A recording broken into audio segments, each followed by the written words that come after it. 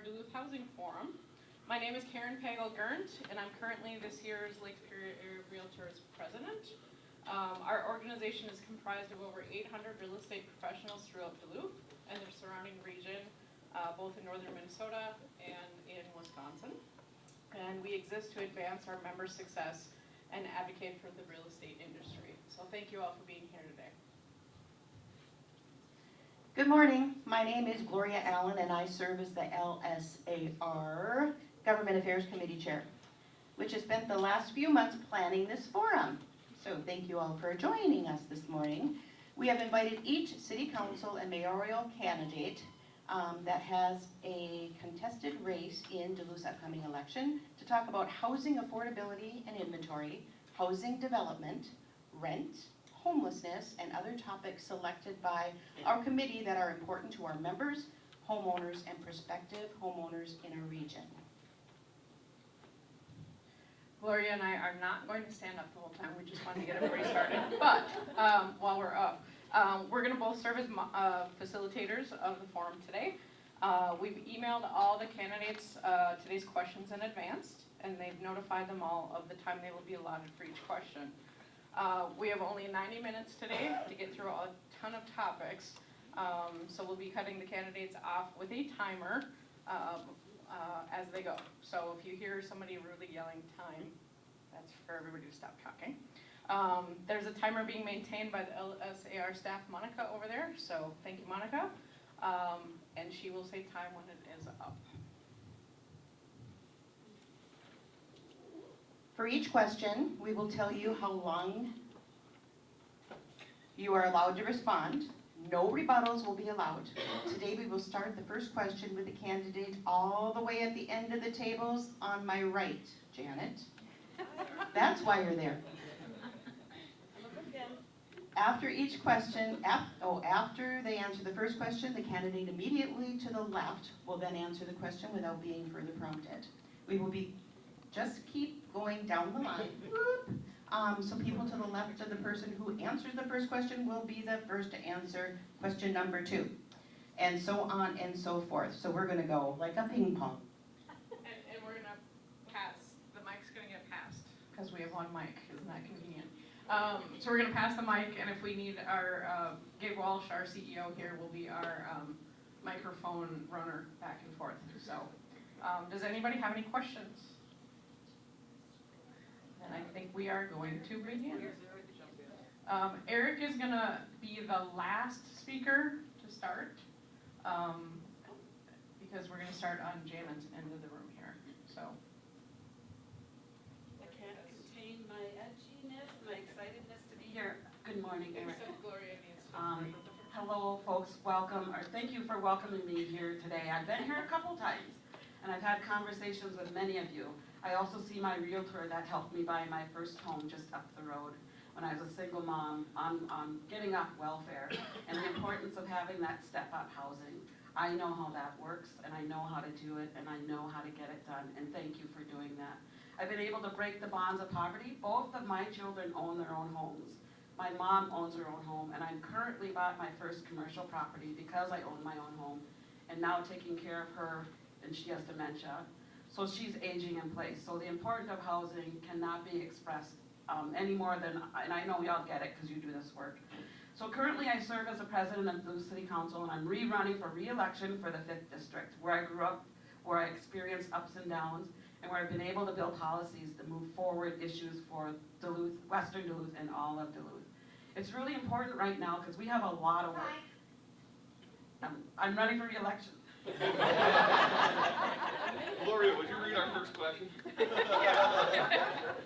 Sorry, I'll get to it. You did good. All right, so you do not want to do the introduce yourselves and why you are running? 60 seconds. Okay. Oh. Come on in, one more candidate. Come in. I was confused. I thought We failed you. maybe I get a do-over then?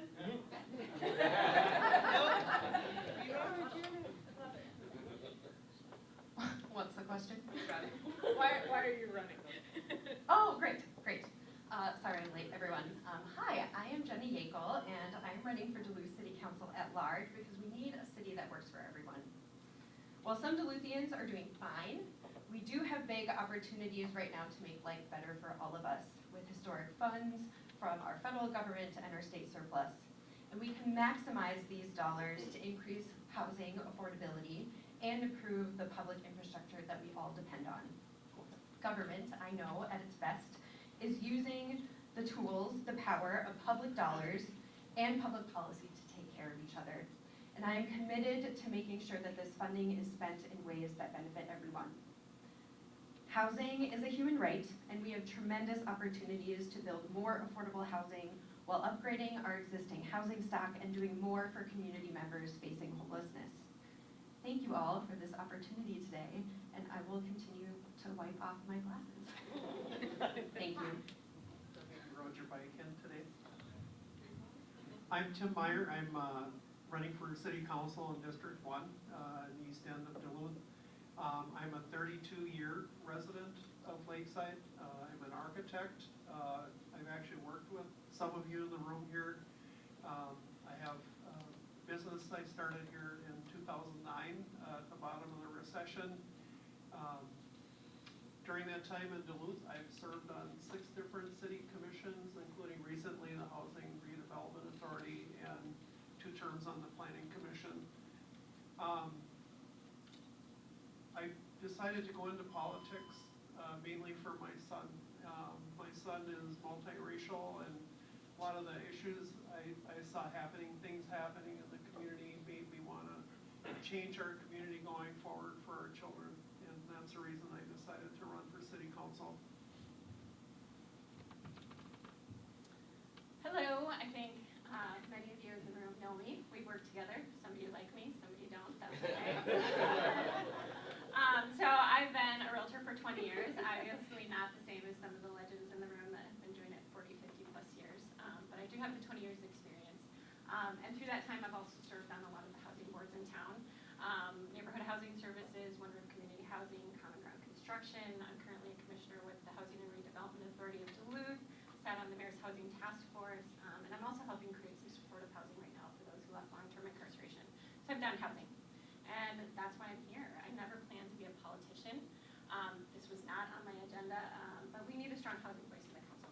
And that's why I'm running for city council, and I want to be an at-large candidate.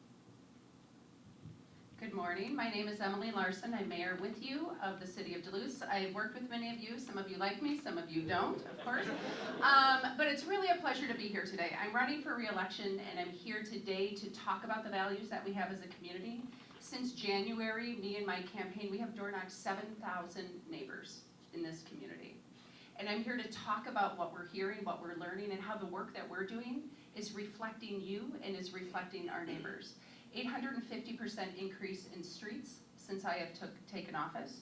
700 new units of housing with very concrete plans to advance that moving forward. 22% reduction in citywide crime, 32% reduction in greenhouse gases, and we are in our 4th record year of private investment and permitting in the city of Duluth. This is our growth, our success. This is what we're here to build and grow as we continue to move forward. It's not a perfect community. All of the issues we're going to talk about today are fundamentally challenging. Thank you.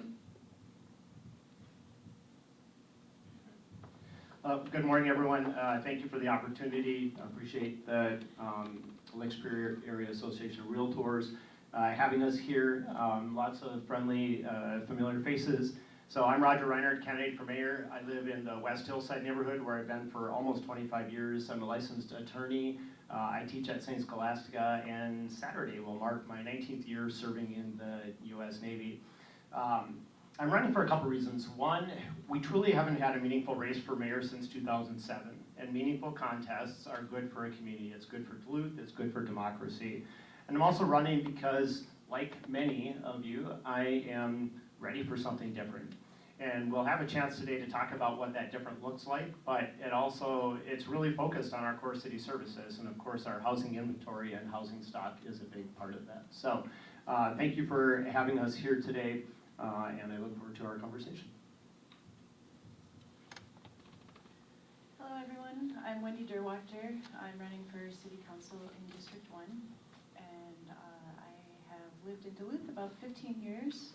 I grew up in Green Bay, Wisconsin. I hope you won't hold that against me. I attended school in the Twin Cities and lived there about 10 years, and now I'm here. I'm running because I want Duluth to be a place where all of our kids can graduate and come back to Duluth and make a living here and have opportunities here. I currently have 2 kids that have done just that, and that have graduated and are considering all of their options. And I wear many hats in town. I've worked in the restaurant industry 25 years. I'm also a wine rep. I have been for about 5 years, and I'm also a composer. I built my career as a composer while working multiple jobs at a time. Thank you. My name is Howie Hansen. I'm running for 4th District City Council against my good friend Tara, who's more eloquent than I am, you'll find out. My wife and I, Beth, have lived in this neighborhood in the Lincoln Park, Piedmont Heights District for about 40 years. I've been a 40-year small businessman. I'm also a former Duluth City Councilor serving the 4th District, where I was proud to say that I had a 100% attendance record, which I think is kind of important and when you serve in this seat. Experience really does matter, and that's been kind of my message, that I'll hit the ground running in January. I'm a doer. I get things done. I have a long record of that in my public service and also as a small businessman.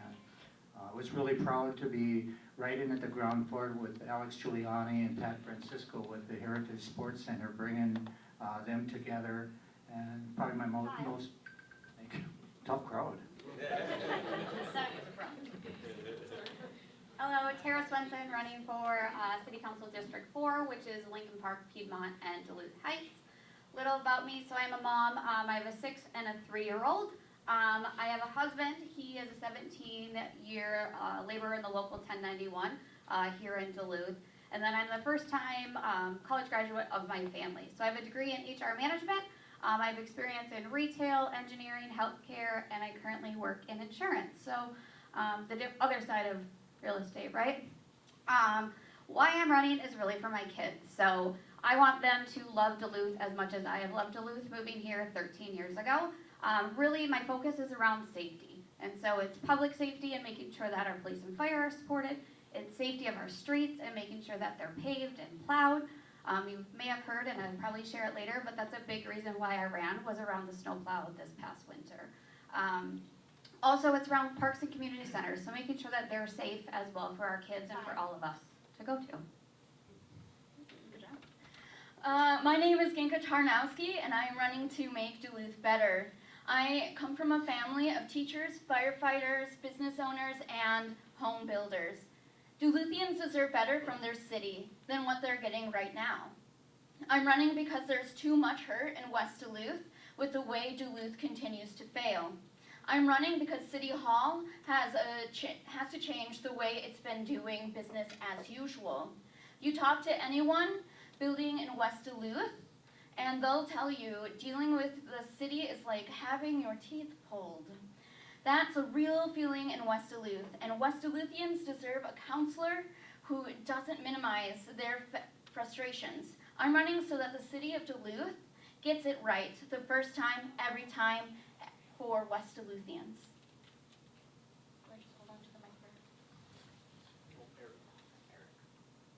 Quick mic check, can you hear me?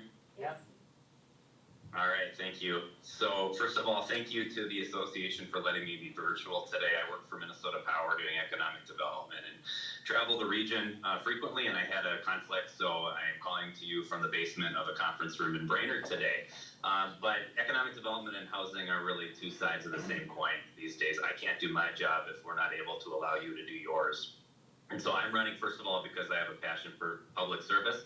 Second of all, because I would be the longest tenured counselor returning next year, and I think it's important we have experience in the mix. And third of all, I just think that we have a lot of potential in this city that can be unlocked still. I live in the Kenwood neighborhood with my family because Brian Rudd is good at his job and was able to write an offer that got us the deal done a few years ago. I don't know if he's in the audience. But we have a lot of work to do on housing. This is the number one topic I hear from people, and excited to get into the questions. All right, I'm up. Many Duluthians we talked with are very concerned about the prices of homes. According to our data, the average sale price of a home in Duluth in August of 2018 was $207,000. In August of this year, the average sale price was $307,108, a 48% increase in just 5 years' time. While there are many factors to these increases, both in Duluth and around the country, including rising interest rates, pandemic-related migration, folks aging in place, many others, many economists in the industry are saying this is largely an inventory shortage problem driving these prices. If you are elected, what steps would you take to address this reality and ensure that Duluthians can achieve home ownership? You have 60 seconds to answer.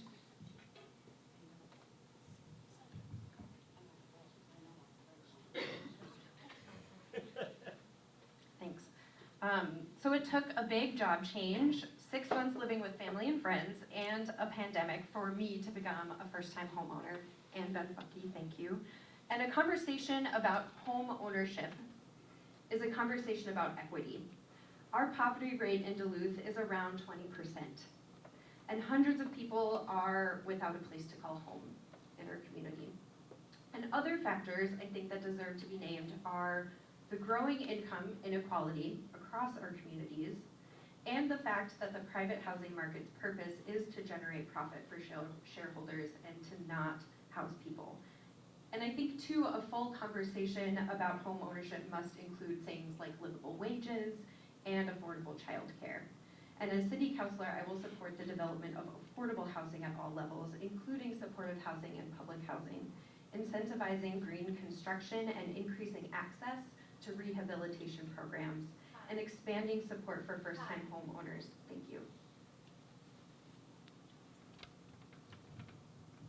Well, thank you. This is one that is close to me. I've worked with Councilor Kennedy when we were on the Planning Commission to try to rewrite our Uniform Development Code to add more ability to add tiny homes and cottage homes and other housing options in Duluth to try to expand the options in our market.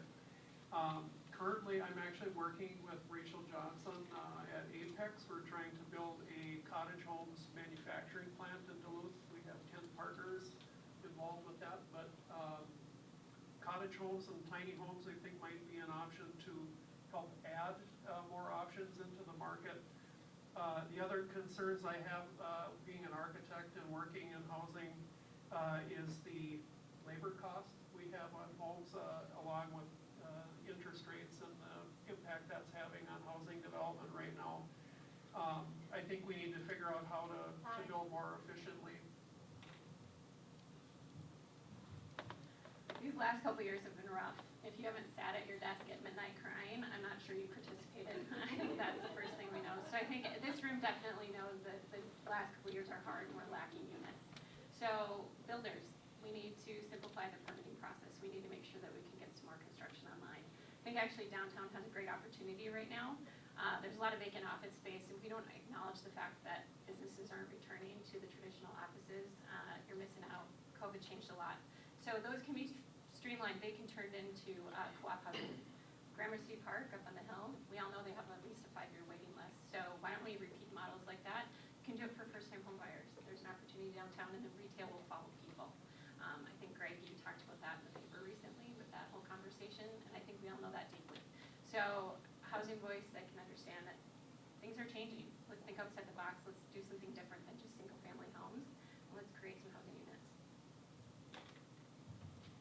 Thank you. I have made housing a clear priority of my work in administration, really embraced the challenge that we have to face and be really honest about, and really built a team to get things done, including prioritizing economic development and housing in one. And we actually have a housing developer on staff.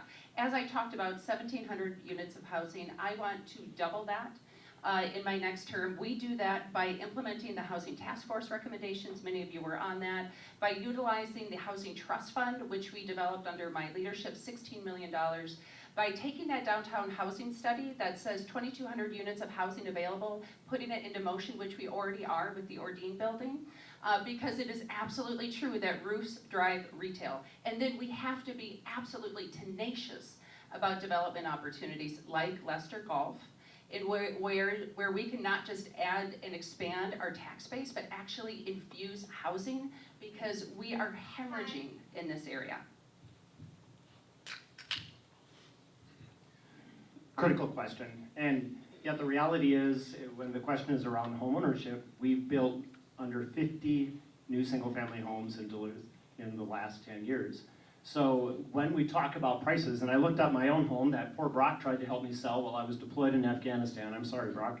And in 2018, we could not sell that house at a price point of just under $200,000.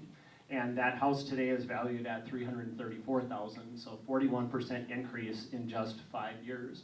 It is an inventory issue. So the city's job is not to be in building houses, but it is our job to be finding the sites, preparing the sites, and doing the infrastructure necessary so that builders can build. And as Lynn said, it's also to make that process smooth, efficient, so that we can be competitive with our neighbors like Hermantown, who grew by, 9% in the last decade, while we grew at 0.5% in the last decade. Increasing housing stock is an important issue to me, and I recognize that it's an important issue to all Duluthians.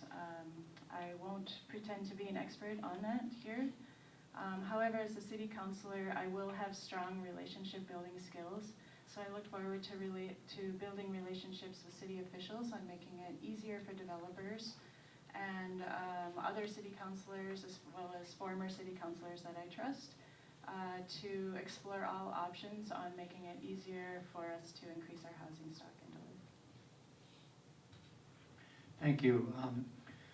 To be candid, when I first got on the city council, housing was a topic that I didn't really understand very well. And you learn very quickly when you're on the council that there's a lot of diverse opportunities to learn a lot. And housing was one of the things that I really engaged in. And my wife and I have been fortunate enough over the years to own many, many homes, many rental properties currently, along with our own home in the Lincoln Park District in the Piedmont area.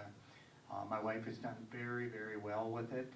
We currently are down to under 10 rental properties just because we're liquidating at our age. But so I understand housing, I understand the needs of the tenant, I understand the needs as the commercial and residential property owner. And taxation is really important, of course, and it's important, and it artificially drives up the cost of rental housing and puts us as landlords in a real difficult place.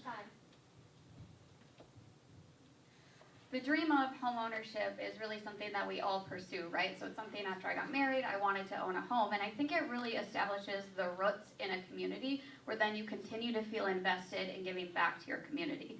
So I really think we need to focus on that supply and demand issue. So if we can get that demand back up by improving the process around permitting, reducing the barriers that builders have when they come into Duluth, to making sure that it's easy for them so that they can build the home and ultimately sell it for a cost that is affordable to people.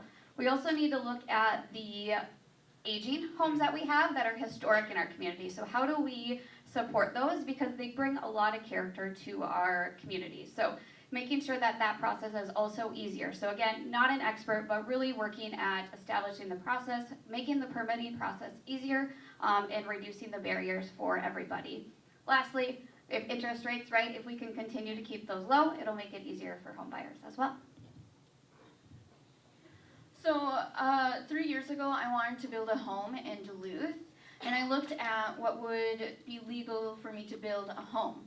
That would allow me to accumulate wealth and pay off the mortgage. It's a crime to build an apartment in Duluth. When you look at all the particulars of the code and zoning, it's a crime to build an apartment in Duluth. There's a housing shortage in Duluth. More individuals want to live in Duluth than the city will permit. permit to build their future in Duluth. That's the root cause of our high cost of living and high rates of homelessness. When rents go up, homelessness goes up. Rents go up when demand for housing exceeds the supply of market rate housing.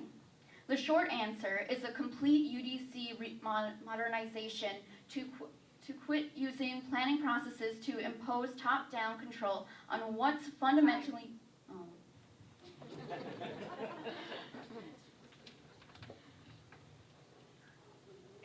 My turn. All right, great.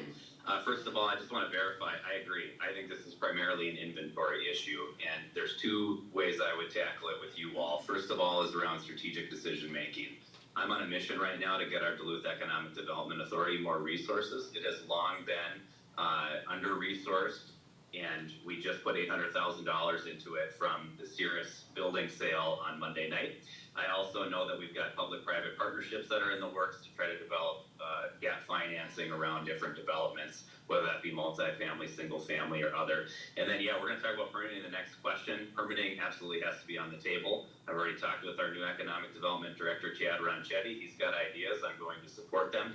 And speaking of support, I've supported every single housing project that's come to vote for the City Council in the last 5 years. I will continue to do that as long as we have good projects. We need to get as much built as possible to get out of this hole. Thank you. I love hearing when people say experience matters. Not only just the lived experience, but the experience of being on the Planning Commission and serving on the City of Duluth for the last 3.5 years as the president. So there's a multi-pronged intergovernmental strategies that we need to use for our housing. There's not enough at all price levels, and we need to make sure we're building multi-level, multi-use apartments and commercial, and what that can look like. So I can certainly rattle off things that I've done. Rebuild Duluth, infill projects, Green New Deal housing, which I started that organization, the comprehensive plan, I Imagine Duluth 2035, the Affordable Housing Trust Fund, where I was an author on. So I know how to get it done. I know how it's gonna work. I need y'all all here that are in the work to come and let me know, because it's a collaborative that we need to work together with our community members, with you, with our labor, to understand the strategies and the solutions that are results-based. And that's where I live.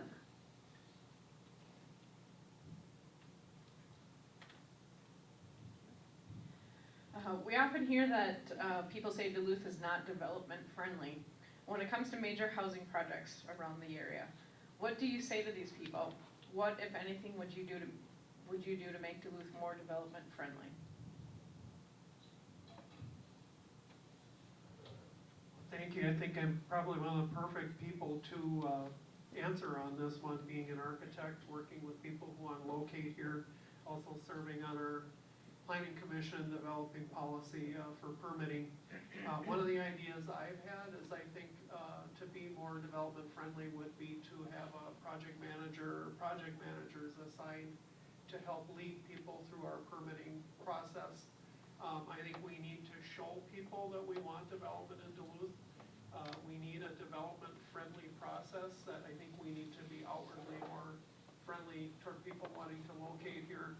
I talked to Greg Fulber before the meeting here today. One of the other things that I hear all the time is that we need a database of land, a single place where people can go to find land to purchase, to build on. Currently, all of that exists in multiple places between the city, county, and then all of you who are representing clients selling land. But I think a central database of land would be very helpful. I would say the city's not the most development friendly. I know that a lot of us get the calls from people when they just want to fix their deck. Maybe they want to put up a garage. And if you're getting that on a major residential level, what are you getting on a bigger scale? So the city of Duluth did order a study from Baker Tilly, and it talks about this stuff. It talks about bottlenecks. It talks about the overlap of responsibilities, how you go to planning and then you go to engineering, and they don't agree with each other, and that just frustrates people. And if you're doing that just for a garage, I can't imagine what it's like to put up a major development. So we need to streamline, simplify, cut the red tape, and make it so that developers can develop. We need to get these units online. We need single family ownership. I know I personally have clients going back a couple years who would love to get the opportunity to get their first home. And I know I'm not alone saying that in this room. So So let's get some single-family homes online, let's get some other things online, let's cut the red tape and make it so developers can develop. Great question. This is one of these very long institutional challenges and narratives that we've had. I have 4 ideas of how we continue to break this narrative moving forward. It's about information, building the team, making policies, and establishing clarity. So information, the audit, we just finished it. It's very exciting. We hired Chad Ronchetti in part to actually implement all of these recommendations. So stay tuned on that. Please welcome us back to talk more about all the feedback you gave us. Hundreds of you participated in that, and I know we reached out to you, so thank you.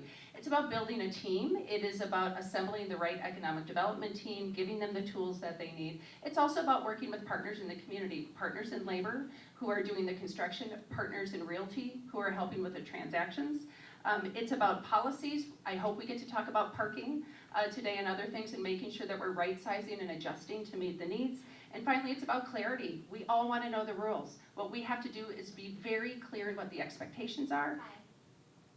That was clear too. So the question is this perception reality? And I would say that from many, many conversations with every major builder in town, as well as others who have looked at Duluth, reality is reality. I sat and had a conversation with one of our premier builders and said, why is it that we can't get a $300,000 new construction home to market? And the first thing he said was, I actively encourage clients not to build in the city of Duluth because of things that you've already heard from others speaking here.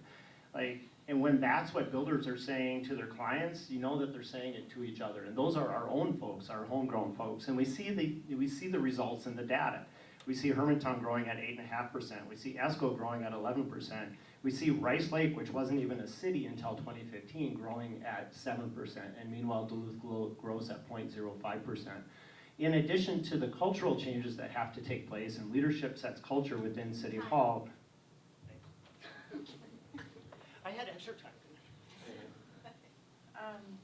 So I'm looking forward to listening to all of you in the room on what your challenges are, and listening to developers, building relationships with them, learning what the challenges are, learning how we can remove that unnecessary red tape, and working with city officials on making the whole process easier, as well as addressing certain infrastructure needs.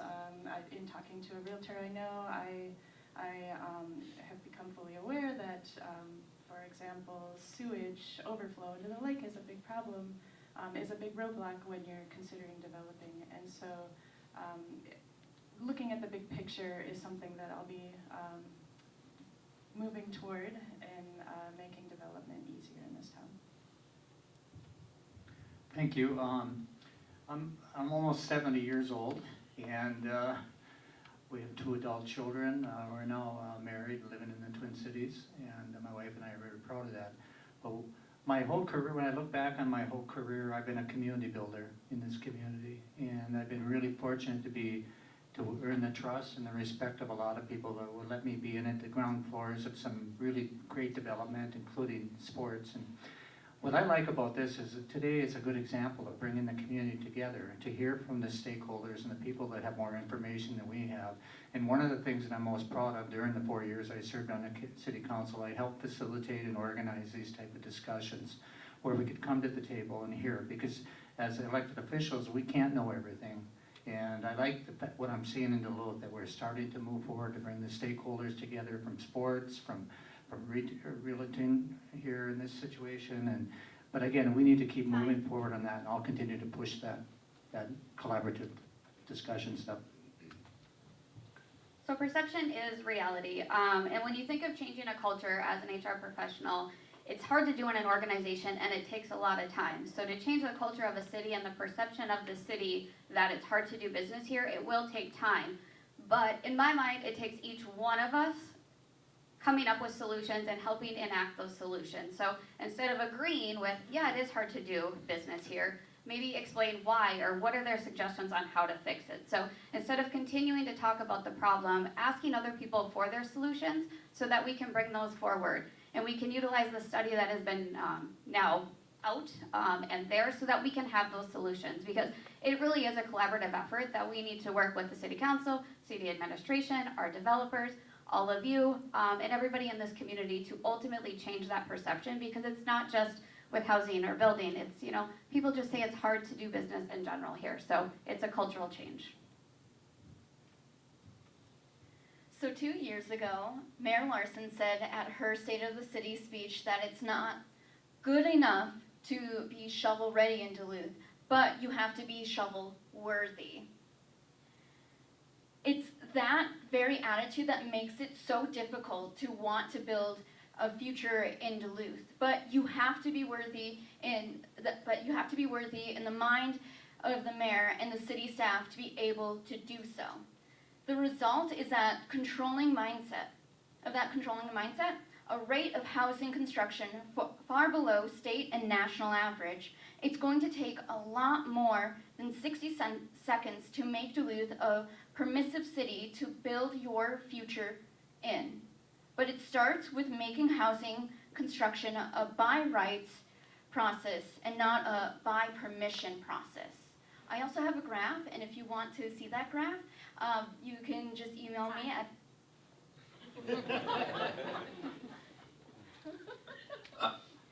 There's a couple of things we can't control in the city of Duluth. We can't control that we're land constrained, and to some degree we can't control that it's more expensive to build here. So we have to be really good at the things we can control, and the things we can control is how fast permits are issued, speed, and how certain the process is that you're going to get them. We have to do better than that. We are lagging our neighboring cities right now. We should not just be on par with them, we should be better, because we know we have some challenges compared to what they're able to offer. And then I am open to exploring options around expanding by right zoning, looking at underutilized parcels within the city that are currently designated as green space to try to put on the table for sites. And I've encouraged one of our partners, the North Span organization, to explore putting together a comprehensive site database that we do for economic development. We should approach housing in the same way. Thank you. I'll just say that each development is unique, and our city departments are doing the best work that they can. There's been a lot of studies around housing, housing indicators, economic development audits. One of the conversations that we need to have is to really just meet, talk, and find a way. Because it's an ever-changing world of how we're building policies, and how our community is building and changing. So I do understand that there needs to be a culture, having worked in HR and been a director for many folks for PT, OT, and speech. There needs to be a culture that we can change. There needs to be an ability to meet, talk, and find a way. Councilors have the ability to make policies, but we don't change the culture. So in my experience, I just recently went to Urban Land Institute Development, which was 6 months in Understand Developments. I will say our team won the Transformers. We actually took a piece of land and built housing and a multi-use building on it. And so I understand the process, and I will meet with stakeholders and continue to work with you all. Yeah, thanks for this question. So what I am hearing in the community at neighborhood meetings, at people's doorsteps, is that property taxes are too high and folks are afraid of losing their home. And Duluthians are concerned about their neighbors experiencing homelessness. And our Chamber of Commerce, the recent resident survey found that homelessness and a lack of affordable housing is a top concern. And yes, Duluthians want development, but they want development that benefits residents. So I'm asking questions like, what kind of development and who is benefiting? Giant single-family homes for the wealthy, or expensive short-term rentals, or truly affordable housing for working Duluthians? And as city councilor, I commit to promoting responsible development that grows our city's tax base through good permitting processes, and I'm excited to support our downtown district with mixed-use development and high-density planning, which can enhance not only the quality of housing, but the viability of local businesses.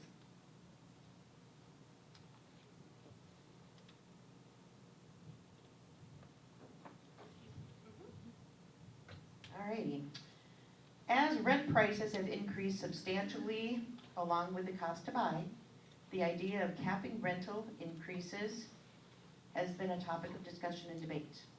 What is your position on this issue?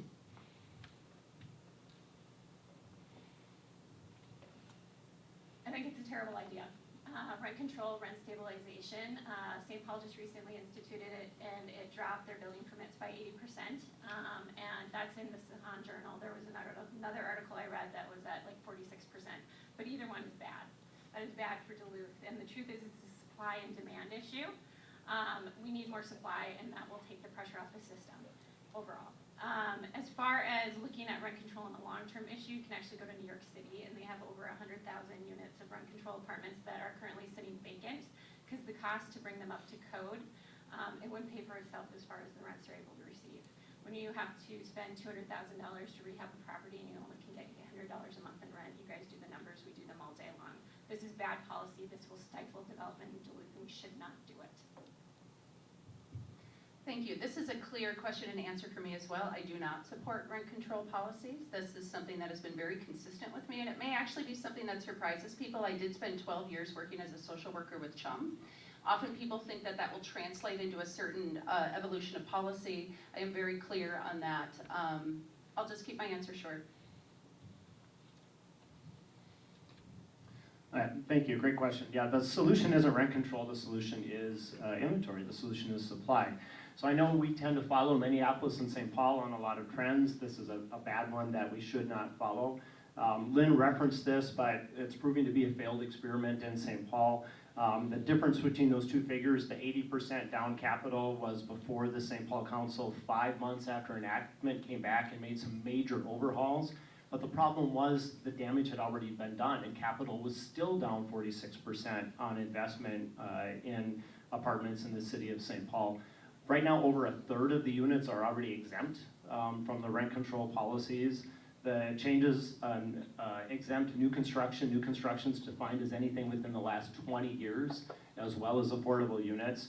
And landlords, once the unit is open, can go up 8% plus inflation. So when you have a policy that you enact and 5 months later make major changes, and now a third of the units are exempt, bad policy.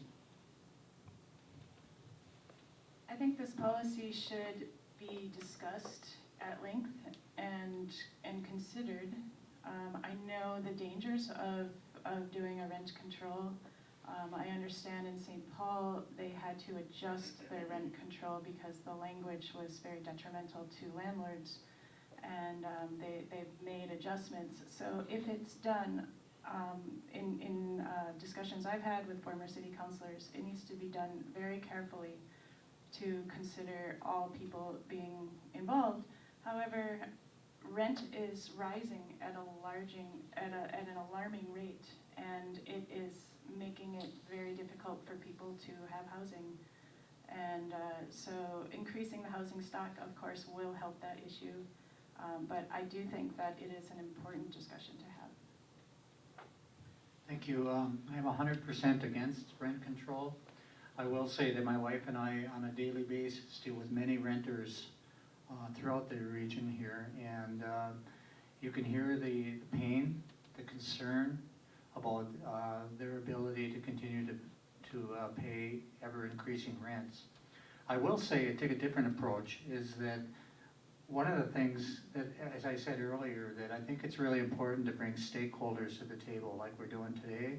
And I think it'd be really nice to get a voice out there that talks about the real needs of people that live on fixed incomes and stuff like that. I feel their pain. It really breaks my heart, you know, to see these type of things happening where people literally have to make these difficult choices, especially people living on fixed incomes. So I think if we could somehow come together and develop some sort of initiative whereby we could have people identify themselves with respect of that they are at risk, you know, and something universal that serves our community. I do not support rent control and rent caps at all. So I do think it is, again, a supply and demand issue. So if we can increase the supply of housing, I think that will offset this because, I mean, I support freedom ultimately, and I think that would inhibit that. So rent control kills housing construction and it raises the prices of rent for all future Duluthians. We have a housing shortage in Duluth.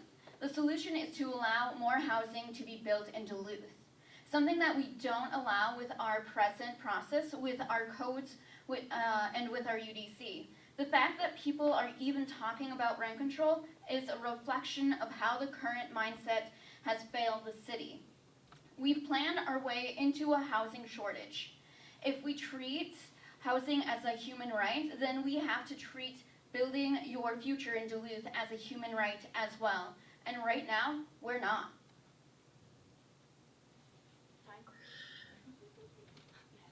Easy answer on this. Rent control is lazy public policy. It has been debunked study after study after study by economists who show that it harms the very people it is intended to help. It leads to disinvestment in our housing stock. It leads to a deterioration of quality because landlords cannot reinvest in their stock.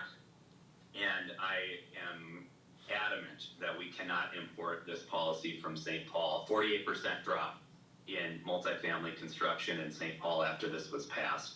There are other alternatives to make sure that we're treating people with dignity. This is not it, and I will fight tooth and nail if this comes forward to the council, because there's a quote that says the best way to destroy a city other than bombing it is through rent control, and that's because other cities that have enacted that have had a terrible experience overall. Thank you for this question. I will just say that currently I walked in with no position, and here's why. It's not before us at the council right now, so I have not had to have a deep dive, but I understand the conversation and how important it is today. Now, I probably moved over towards a no, but I really still need to hear more voices in this conversation. And again, we have that ability as counselors to take that time to understand. So my questions are who, why, what's the result, and what are the unintended consequences in this?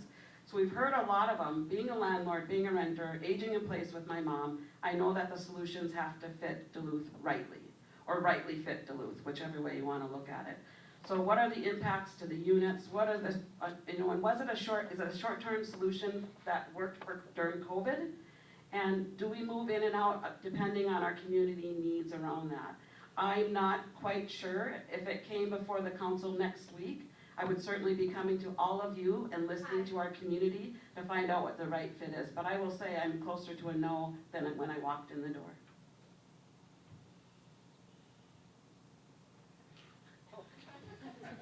My turn. Yeah. So years ago, my partner and I were part of a class action lawsuit against a predatory landlord. Can I get a raise of hands of how many renters are in the room? Truly. Okay. So I am ready to explore an annual limit on the increase of rent to the local measure of inflation, and I know that this is not a silver bullet and needs to be thoughtfully constructed and would deserve robust public engagement, especially with our renters, and that is over 40% of Duluthians. And if the goal here is to house people, this is a policy that has proven to make that happen. There is actually abundant evidence that shows good rent stabilization policies keep housing more affordably, don't negatively affect housing supply, and actually help stave off gentrification. But we can also embrace greater transparency from developers and require stronger housing inspection practices. Thank you. I'll have to state absolutely no to rent control, and for all the reasons you've heard previously here. At the same time, though, I do believe that housing is a right and should be a right to all of our residents. I think through this period, we have many people who are paying rents that are beyond their ability to pay. I think we're in a period where rental subsidies may need to happen here between city, county, and the state. I think through time, the inventory situation will resolve itself, and I think we need to let the market be the thing that helps resolve this in the longer term. I think we need more discussions like we're having today with the professionals in housing development to figure out how to solve this problem, but it should be solved in the way that everyone who wants a home has one, and that's not the case right now.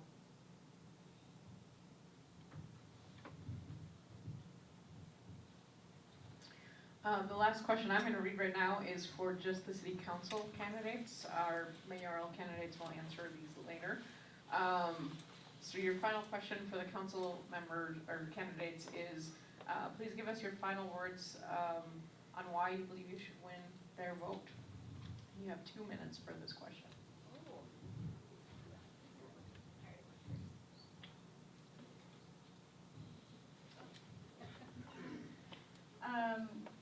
Thank you for having me here today.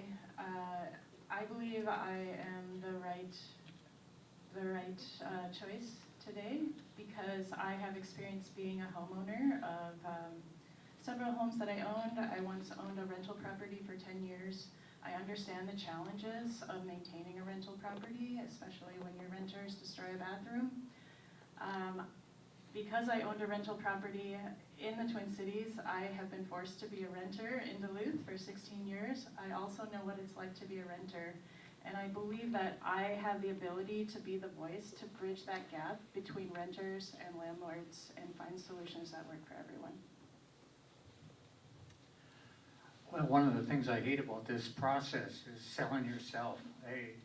I love the job, and I think I'm really good at it, but I hate selling myself like this. But I will say that experience really does matter. With potential of 6 new Duluth City Councilors being seated in January, that experience matters, and I will hit the ground running. I look back on my 4 years serving on the City Council and the commitments that my family and I had to make and whatnot, and I will say that many of the things that I brought to the table that I'm most proud of is that I was available during the workday hours. A lot of the moving and shaking in city government and county and state government happened during the day. And I'm semi-retired, have the opportunity and the experience to begin to bring people together. You've heard that today from me. I want to bring people together. That's what I do best. That's what I've done in building community here in Duluth for over 50 years. And that's why I'm in this race. That's what I can contribute. And I hope for the voters' vote and support of that, to continue to be working collaboratively with my councilor colleagues and the mayor's office to bring people together, economic development, sports, recreation, all these different opportunities. This is our time. I'm really optimistic for where Duluth is headed. I couldn't have said that 4 or 5 years ago, but I'm very optimistic. And I think we have some great opportunities, and if we just continue to bring people together, think outside the box, our best days are clearly ahead. My motto has been nothing changes if nothing changes, so I really do think that our city is at a crucial turning point. There's a lot of work that needs to be done, not only with housing, there's safety, there's the parks, the community centers, there's overall maybe communication at times. So I'm really not afraid to dig in, work with you guys and our community to help solve those issues and bring them forward. I have been known in past roles to really bring teams together to make cohesive decisions and make us effective. And I'm very confident I will have that ability and that capability to do that as a city councilor. So I ask for your support as your next city councilor. All right. So I don't know how much longer I can afford to live in Duluth unless Duluth changes the way it does business as usual. I don't know if I can afford to live here this time next year. I know how Duluth can see high-quality units of housing constructed that are affordable to working Duluthians like myself, and to see them built without requiring any public subsidy or tax exemption or other special privileges. Housing construction is a bottom-up process, and the city treats it with a top-down mindset. That it's not something to be planned, to be controlled, to go only where the city says you should live and not where you want to live. It's time for change. It's time for something different. It's time for a new day in New Duluth. My name is Ginka Tarnowski, and I look forward to helping bring back the change Duluth needs.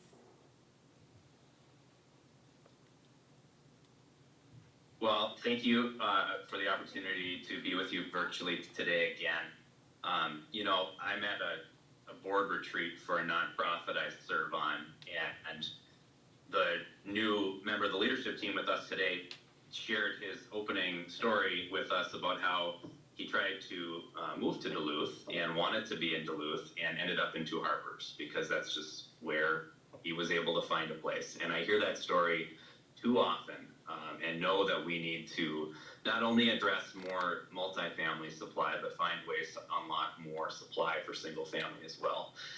And so we really have two paths in the city council election. We can spend all of our time and energy on getting results, which means we just approved $500,000 at the council to help with the Stepping On Up plan to address homelessness. We now wait for our county friends to see if they can match it to actually get that bill.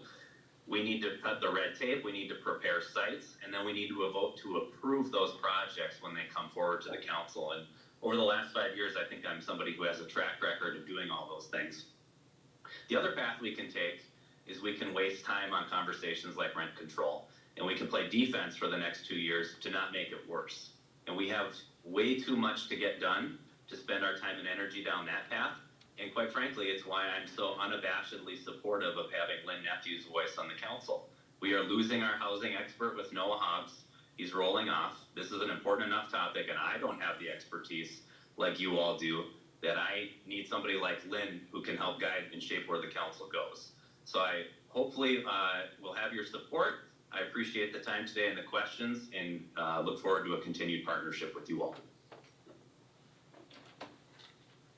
Hi there. We have a candidate that couldn't be here today. Her name is Miranda Pacheco. She's running for an at-large seat, and we agreed to read a statement from her, and I'll read it for you. Thank you to the Lake Superior Area Realtors for holding this forum. I wish I could have been with you all today, but as a working class candidate, I am not able to take time off work to be with you in the middle of a workday. I believe we need more working class people on City Council. We working class people inherently understand what the stakes are. We know that another increase in our rent or in property taxes is going to mean for our families. We know how important it is to be able to get to work in all weather. We don't have the luxury of buying bottled water while we wait for lead pipes to be replaced. I want to bring these voices into City Hall. While work prevents me from being with you today, I am proud of the work that I do. I am a drug and alcohol counselor for young adults. I am called to this work because I used to be one of them. After being a victim of abuse as a child, I dropped out of high school, became pregnant as a teenager, and experienced homelessness. I developed a drug addiction and broke the law to support my addiction. It was in Duluth that I turned my life around. I moved here to attend a drug treatment center and briefly lived at the AICHO's domestic violence shelter, and I later went on to work at both of those places. In Duluth, I also connected with my roots and started attending Ojibwe ceremonies, and I met and was adopted by Skip and Babette Sandman. I earned my associate degree from Fond du Lac Tribal College, and I'm earning a social work degree from St. Scholastica. I have worked at Lifehouse and was part of Zeitgeist's Healthy Hillside Initiative. I also work as a consultant for groups like SOAR and the Workforce Development Center. While I beat the odds, I have seen the ways that we are failing people in need. My brother could not get the care he needed, and we lost him to suicide 3 years ago. When members of our family are lost to deaths of despair, when they turn to crime, or when they are forced out onto the street, we all suffer. I believe we can do better. I am proud to be DFL endorsed for the at-large race, along with the brilliant Jenna Yeagle. I am also proud to be endorsed by people such as Representatives Liz Olson and Alicia Kozlowski, and Senator Jen McEwen. Thank you again for holding this forum. For those who are watching, I hope that you remember that you have an option for City Council at large who could not be with you today, and I ask for your vote.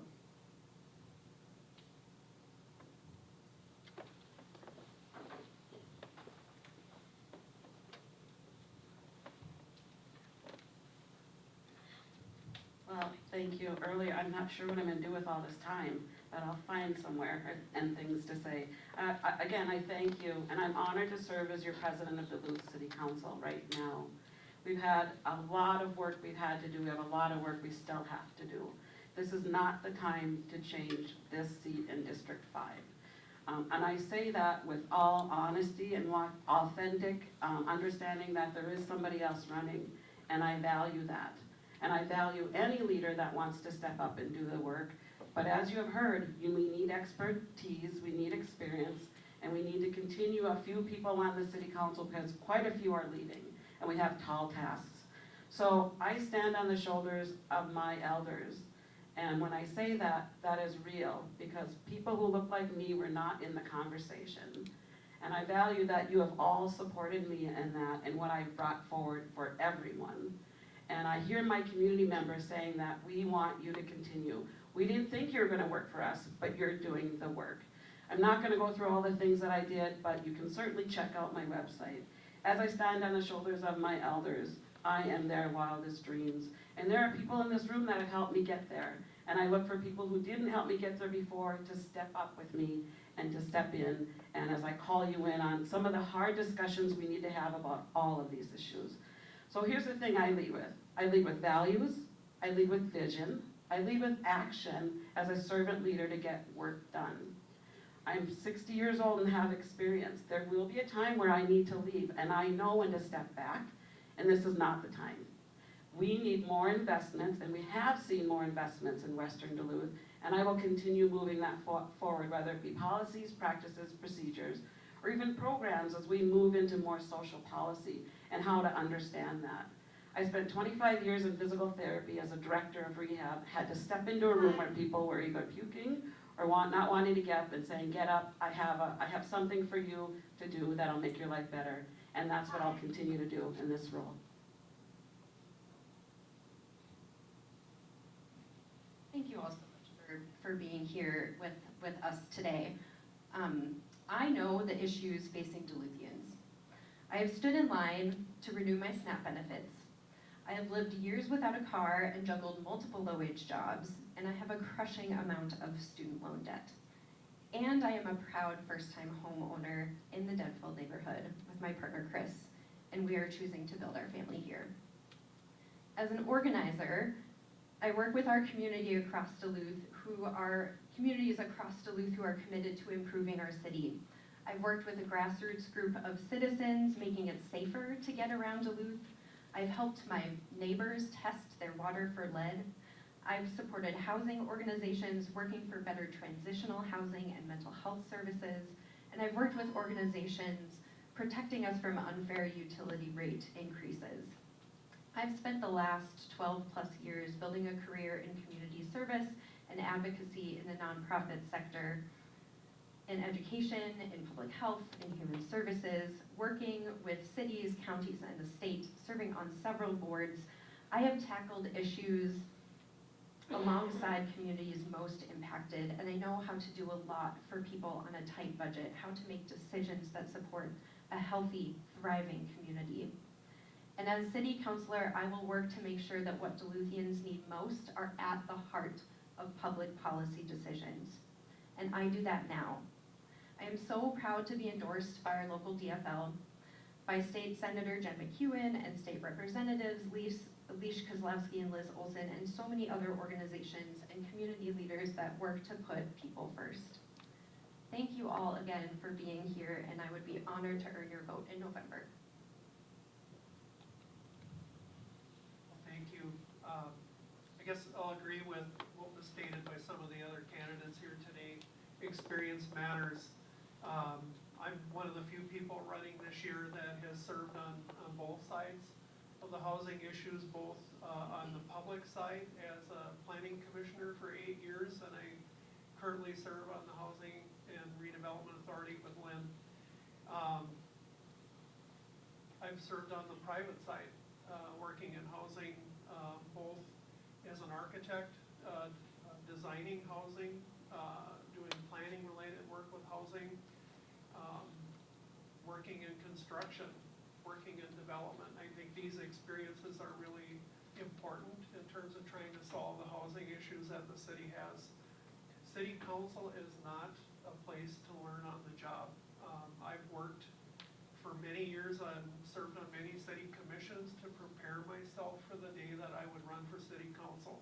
That experience is needed, and especially now to solve some of the serious issues that the city is facing, we need experience. I've already started working on some of these issues, just because I think they're important, and I know that I'll be ready to go on day one to go and work for people in my district and in the city of Duluth. In my mind, I am the very clear choice to be the city councilor representing District 1 in our city of Duluth.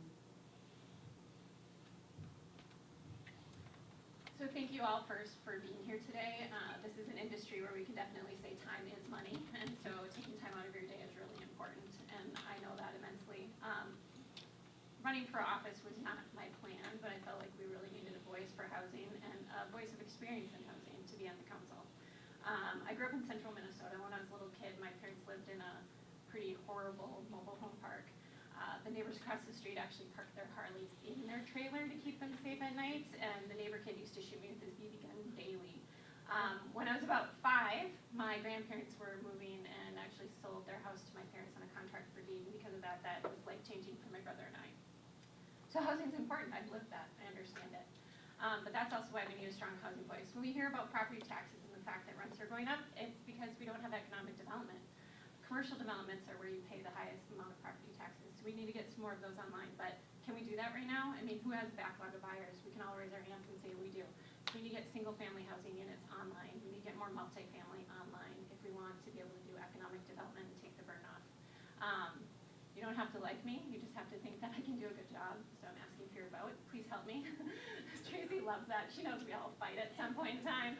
Why not laugh about it? So anyway, I'm here today. Please help me get on the council. I'd like to be that strong housing voice for all of you. Thanks.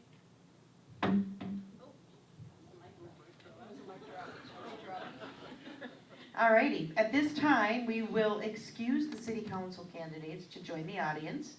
And before they step down, however, would we all give them a big round of applause?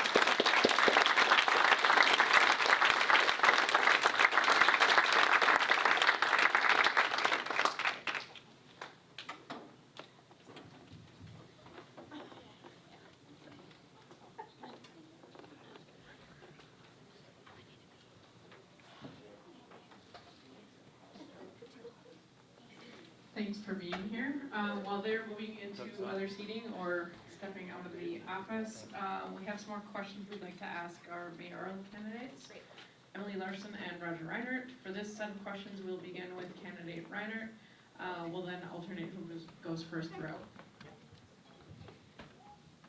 I have to read the question first. All right. We cannot talk about housing without talking about streets and infrastructure. Do you have a positive view for Duluth's current streets and infrastructure? What, if anything, would you do to address this topic if elected? You have 90 seconds. Oh, great, thanks. I think I have the same view that most Duluthians have, and that's that our streets have never been this bad. You know, and I know we'll hear about the 850%, which we have it already, but that's 2 miles to 17 miles. And meanwhile, if you're not on one of those 17 miles, your street is getting worse. 443 miles get worse while we make a few better. And we saw the impact last winter. And it wasn't just that we couldn't plow streets, and it wasn't just that we had occasions where kids couldn't go to school, or that we didn't ever declare a snow emergency in the snowiest winter that we've ever had. It was when we did plow, asphalt actually came up with the snow. Because we're not doing the preventative maintenance that we had to do. So I see Dan Olson sitting in the back, and we had coffee, and I was like, Dan, if I have the money, can you find the workers? And he assured me that he could. And I asked him that question because what we need to do is it needs to be an issue of not having enough workers, not having enough money. And I know Mayor Larson and I disagree on this point, but I am committed because of the conversation I had with our county engineer. And we all know, if you travel in the city, you know where a county road is and you know where a city street is, because the difference is stark. And if you're not sure, go to 57th Avenue West, not very far away from here at the stop sign. It's night and day, which, oh my gosh. Lesson learned. Thank you. There is no question we want to do more in streets. No question at all. This is something I get to talk about a lot. When I took office, we were doing 2 miles of road a year, and I will keep saying that, 2 miles of road. The referendum that we all passed, 78% of the vote, gives us 17 miles this year, 19 miles next year. Do we have more to do? Absolutely. Is bonding for it the solution? No, it's risky. That's what got us into this cycle of lack of investment to begin with. This is an area where I lead and I excel. We are not just getting that kind of mileage done, we're doing it while addressing lead lines. We're doing it while working with the county and the state on their projects. We have a 5-year plan. You're gonna see it next week is the next time you'll see the 5-year plan. And it is all integrating, it is all happening. The last time my opponent was in a position of local government, he cut street workers from 32 to 23.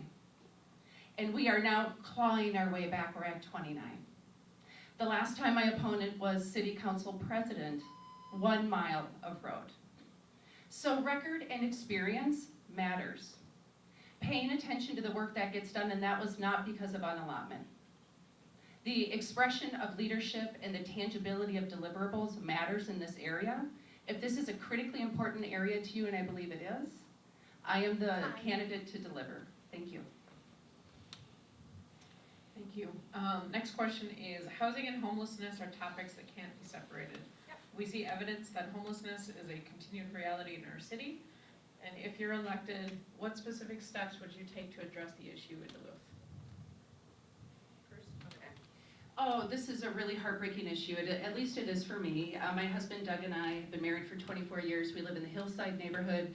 We used to live in the Central Hillside neighborhood. We have watched these same struggles and we feel them. We really feel them. What we're doing now, and thank you to the council for their significant investment in the Stepping On Up model, we have invested $600,000 into public safety services. That includes mental health, chemical health.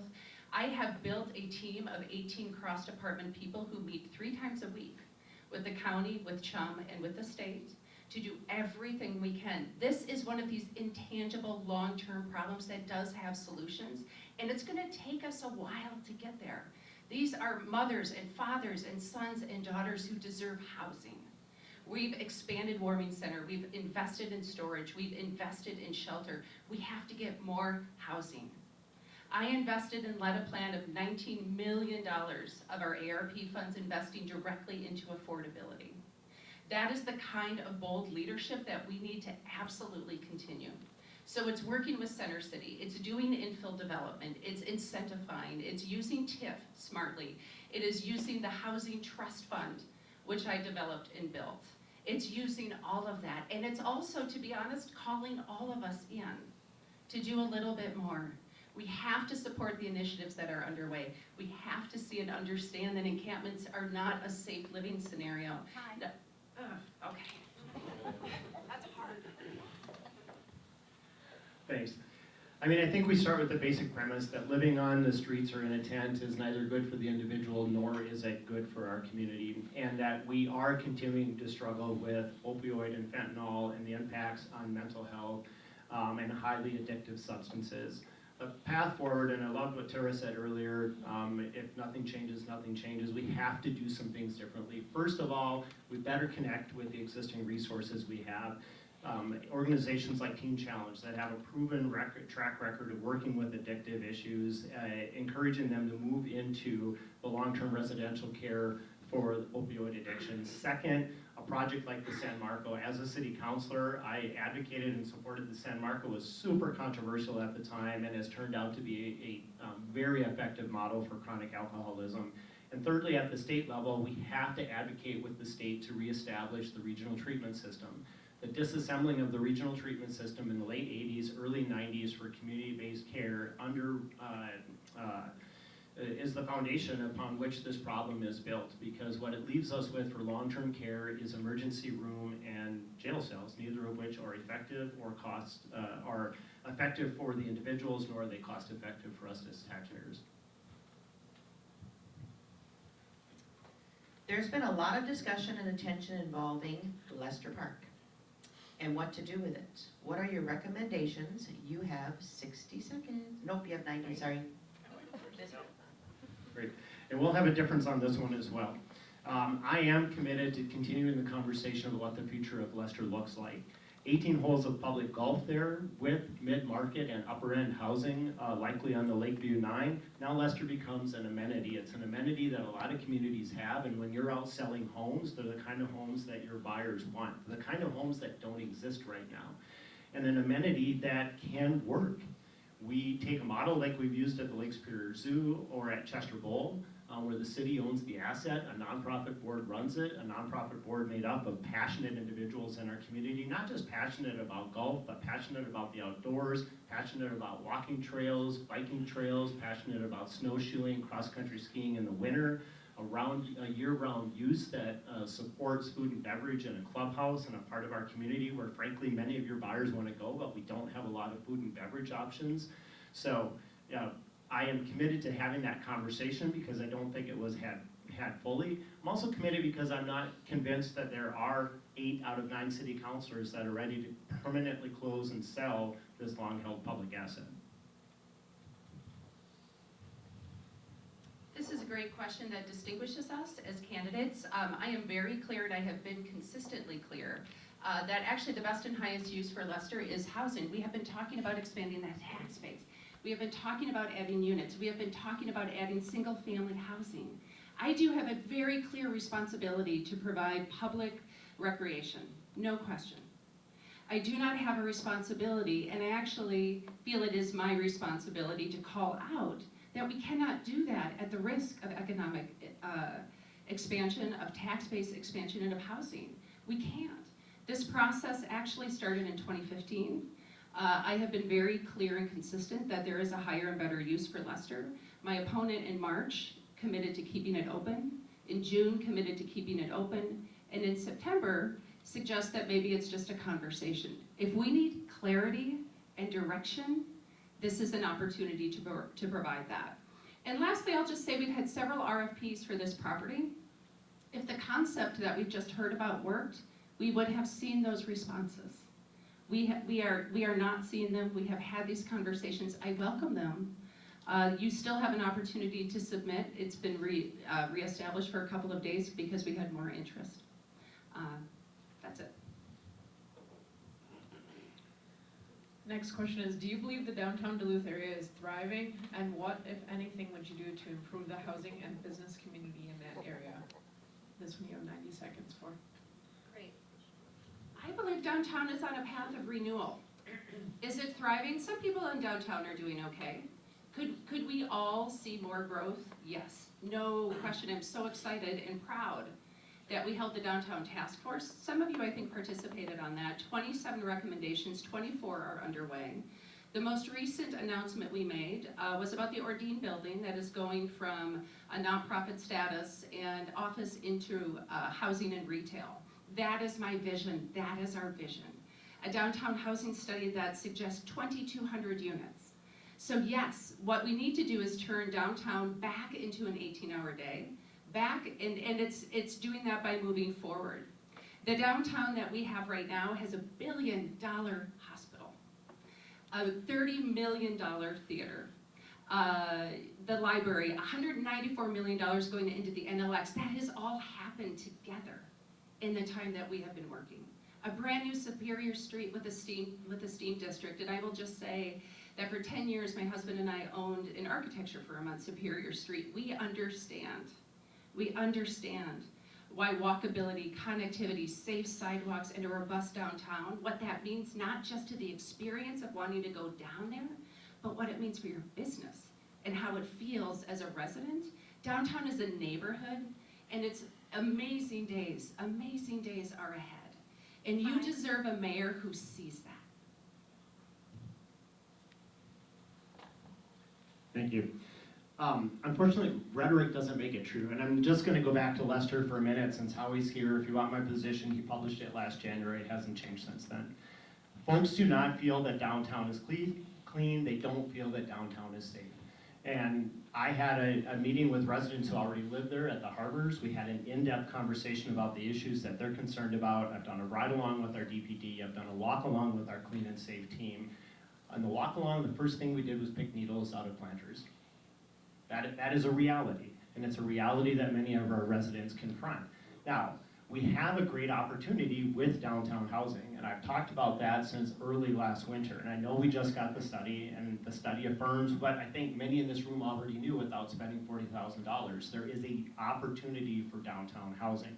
Normally, you would address the clean and safe issues first so that you could attract the downtown residents. The great opportunity we have is because of our tight housing market, we can actually get residents downtown, and they will help us address the clean and safe issues by being new residents in a new neighborhood. An article that just came out in the Star Tribune within the last couple of weeks, downtown Minneapolis is the fastest growing residential neighborhood in downtown.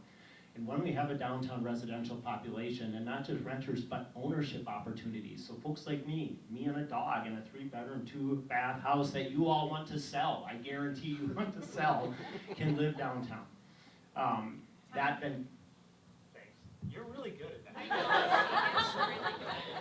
She shyly says. But it's the softness that's actually effective. All right, this is the question. What makes you the best candidate for your position? Please give your final words to the members in the room on why you believe you should win their vote. You have 2 minutes. Well, thanks again, everyone. I really appreciate the opportunity, the time out of your day to be here. I won't say that I'm the best. And perhaps just as importantly, I won't say that someone else is not. You won't even hear me use the word opponent. That's an intentional choice because I think how we campaign matters. You won't see me putting lit like this in people's mailboxes. I don't think that's helpful for us as a community. I don't think that's helpful for the Duluth that we want to be. What you will hear me say is that I love Duluth with a passion. And we are overdue for this meaningful conversation. The fact that you all are our 5th conversation, and I think we have 6 more to go, is telling you that for the first time in a long time, Duluth gets the opportunity to be engaged and have a meaningful conversation about who we are now and where it is that we want to go. Friends, Duluth is ready for something different. They want a mayor and administration that cares about what they care about, housing across all income levels, growing our commercial tax base, streets, downtown Duluth, and affordable property taxes, which I was surprised was not a specific question because I know that that's one that your buyers are concerned about. And not just because it's campaign season. There are practical and tangible steps the next mayor and administration can take in each of these areas, and it's time we do. And I feel like the primary results affirm that we're on the right track, that Duluth agrees these are the things that they want to hear more about. And we should be exceptional. We're not there. Our unique neighborhoods, our abundant outdoor spaces, the big lake, and of course our people.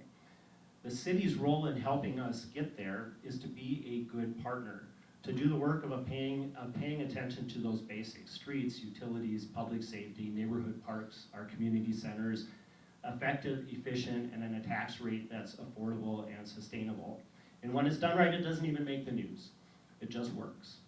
And it's the foundation that allows our residents to succeed, our businesses to grow, our neighborhoods to thrive, and for you all to sell homes. Thank you. First of all, thank you so much for being here, and thank you for having us. This is a really important conversation. I am here to ask for your support as mayor because I fundamentally believe that this community is moving in the right direction. I fundamentally believe that, and maybe you don't, and that's okay. That's okay. Then you do have somebody who you can vote for who does oppose the direction we're moving in because he's offering very distinct choices and differences about the future and where we're going, and that's okay. But I fundamentally believe we're moving in the right direction. It's not a perfect direction, and I'll be the first to share that the work we're doing is fundamentally challenging and hard and meaningful, and it matters. In this election, you have a very clear choice. And what I want to share with you is that you're not just hiring someone who you may know or you may like, you're hiring a CEO. You are hiring somebody who can lead 850 staff, who can help make your daily life better, who gives you hope and tangible specifics about how we're going to get there. You need a mayor who understands that there are grievances and concerns and they are real and has a vision to move us through them. The 850% increase in roads, the 22% decrease in crime, the 32% decrease in greenhouse gases, the 1,700 new units of housing, the 4th record year of private investment. That is intention, that is strategy, that is building a team that is exceptional and ready to just absolutely fundamentally accelerate our growth. And I will be the first to say that I have a record. I have a record that has probably pleased some of you and displeased some of you, and I would likely make all of those decisions again. I am a visionary leader with clarity and purpose, and I ask for your continued investment and support. Thank you. Let's please give our candidates a round of applause.